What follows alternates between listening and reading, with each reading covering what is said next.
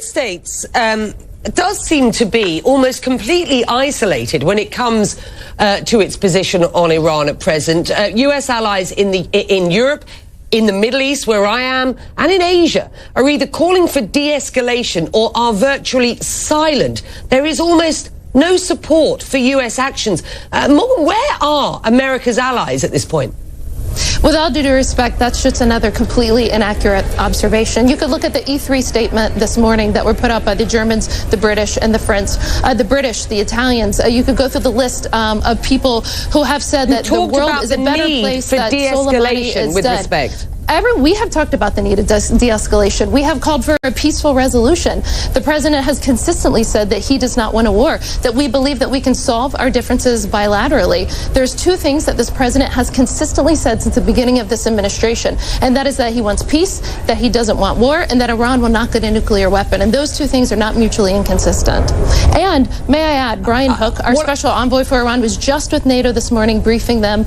We are incredibly confident in this public statements. Your audience should know and should go and read the E3 statement put out by the Germans, the French, and the British that contradict what you just said to me. It completely contradicts you. Well, hang on a minute. Mike Pompeo said he was disappointed with the Europeans' reaction. What did he mean by that? He said that on Friday night, and there's a brand spanking new statement this morning from the E3 that we're quite pleased with, that you can go Google right now.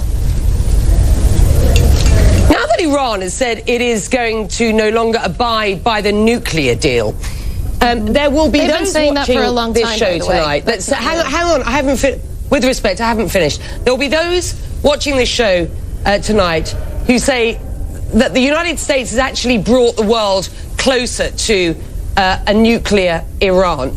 To which you say what?